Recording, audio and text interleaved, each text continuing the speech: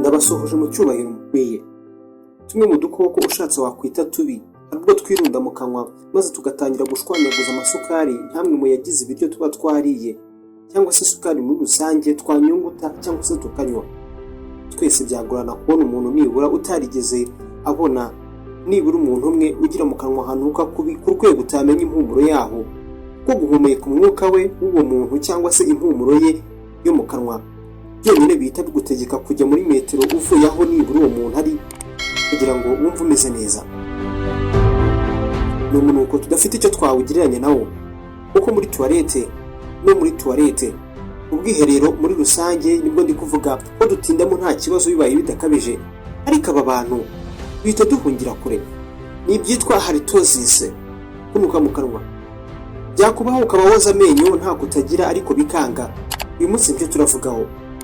Ni ibiki wakora ngo wirinde kandi wivaneho burundu mu kanwa hanuka, akanwa kirukana abagenzi n'abaturanyi, wakikiza gute? Impumuro mbi mu kanwa hari ubwo ihuzwa na tumwe mu dukoko nk'uko twaherewe tuvuga, ariko nanone hari ubwo ibikurikiye ibibazo bidasanzwe nko kubara kw'amenyo, ibibazo mu rwungano ngogozi cyangwa se mu gifu, ndetse ishobora guterwa n'ubwandu budasanzwe mu bihaha ndetse n'indwara z'umwijima. Niyo mpamvu byaduteye kuganira kuri iyi ngingo ifite uburemere bungana gutya. Umuntu unuka mu kanwa yabitandukanyiriza hehe no kuba biterwa n'indwara ifite aho ihuriye n'umwijima? Mbese bitari ibyo yayirinda gute? Ibiki bibitera cyangwa se biyitera? Ese ni gute wabyikiza? Ni gute wabyikiza akanwa kanukaga kakihunjwa na buri wese bavuga ko kanuka cyangwa se ngo karanuka, bagatangira kujya bakiyegereza basa n'abivumburiye umubavu cyangwa se parufe mu kanwa kawe bakihumuriza? Ibyo nibyo tugiye kuvugaho uyu munsi. Gusa mbere yuko dukomeza hari amakuru y'ingenzi mufitiye. Kugira ujye ubona ibiganiro nk'ibi ngibi ubudacikanwa, bigusaba kunuka munsi y'video ugakanda ahantu h'umukara handitse ijambo subscribe, ndetse ugahita ukanda ku kazogera gahita kaza impande yaho. Nyuma y'uko wakanze nawe ukaba winjiye mu muryango mugari wa Telemutani Rwanda. Ikaze wibuka gukora ako kantu ni subscribe.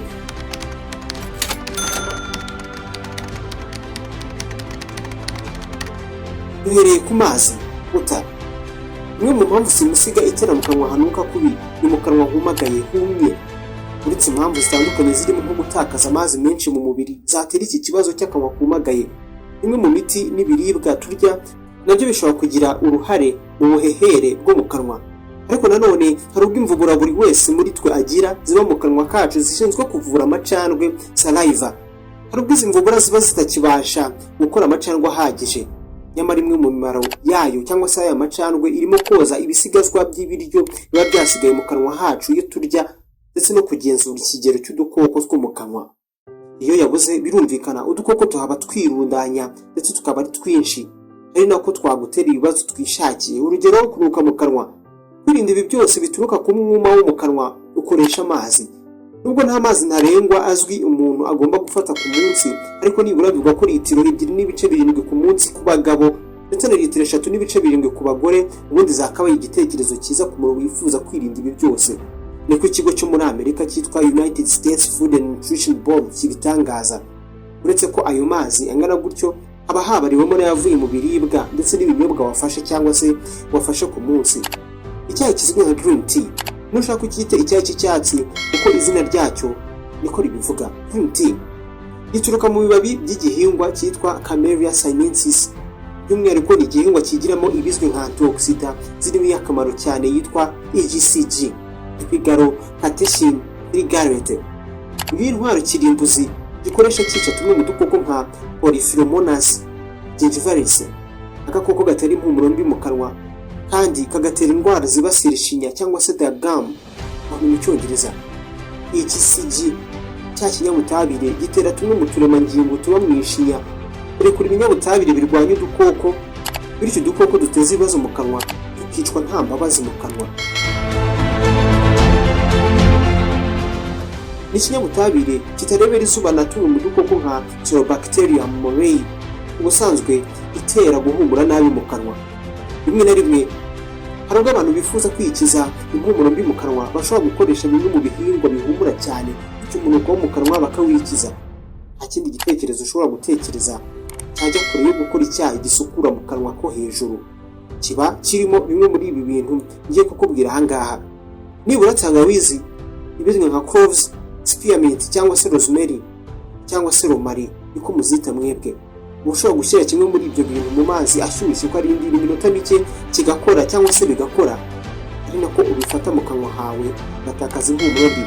Kunywa ibinyobwa nka yawurute cyangwa se yogurt, bya binyobwa biba bifite udukoko twiza ku buzima tukiri tuzima, biri mu byafasha kwigobotora umunuko mubi wo mu kanwa. Niba mu kanwa kuba hanuka bituruka ku dukoko tubi cyangwa se bishobora guturuka ku dukoko tubi, nta gitangaza kirimo kuba uramutse wujujemo twiza mu kanwa byagufasha kwitabara. Cyane cyane amata nka yawurute tuyasangamo utu dukoko twiza tukiri tuzima kandi twiza ku mubiri. Gerageza kurya imboga n'imbuto byinshi aho kuba inyama cyane, kuko imboga n'imbuto bifasha mu gusukura ibisigazwa bitera impumuro mbi mu kanwa, kandi birinde ndetse no hagarike kunywa itabi ndetse no guhekenya ibijyanye n'itabi byose. Byaba bisekeje ushaka kwirinda impumuro mbi mu kanwa ukaba ukinywa itabi. Irinde kandi ibiryo binutsa mu kanwa birimo tungurusumu n'ibitunguru bibisi, kandi wibuke ko kubirya wibwira ko numara kubirya uraza kwiborosa cyangwa se gusukura amenyo nta kintu bitanga kuri iyi ngingo, nta kintu byagufasha. Kugira isuku kandi mu kanwa irimo gusukura amenyo kenshi nabyo biri mu byagufasha. Yegereza uburoso bw'amenyo hose, haba ku ishuri, mu kazi se ndetse n'ahandi hose bishoboka, kugira ujye usukura amenyo nyuma y'ifunguro rya saa sita.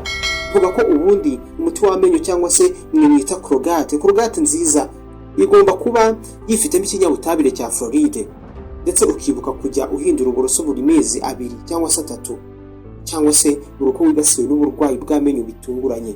Izi ni zimwe mu mpamvu zigomba kukwirukansa ukagana muganga cyangwa se kwa muganga uramutse uzibonyeho zifatanyije no kunuka mu kanwa. Menya neza ko kunuka mu kanwa bishobora kuba ari ikimenyetso cyo kuba ufite amenyo yaboze, cyangwa se bikaba ari indwara y'ishinya, imiti imwe n'imwe, cyangwa se ibibazo bikomeye ahandi mu bice by'umubiri. Nk'urugero, kunuka mu kanwa bishobora gutezwa n'ubwandu bw'akarande mu bihaha, ibibazo mu gifu cyangwa se mu rwungano ngogozi nabyo byagutera iki kibazo, indwara zibasira impyiko ndetse n'umwijima ndetse na diyabete.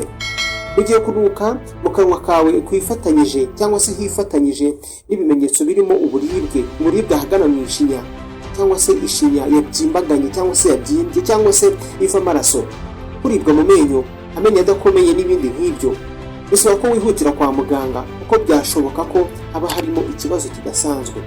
Ntabwo ari ngombwa gutegereza kuzivuriza cyangwa se kuzivurira mu rugo nk'uko twabibabwiraga hejuru, aho n'igihe wibonyeho biriya bimenyetso. Ikindi kiganiro waba ubizi ukurikira neza iyo wamanutse munsi y'video ugakanda ahantu hatukura cyangwa se ubu habaye umukara handitse ijambo subscribe, ubundi ukibuka no gukanda ukazogera agahita kaza impande yaho ukimara kubikora, ubundi ukajya ubona ubutumwa buri uko dukoze video nshya. Nitwa Samuel Mugisha, ntituzacikwe cyangwa se ntimuzacikwe nanjye ubutaha. Ibu mukore subscribe.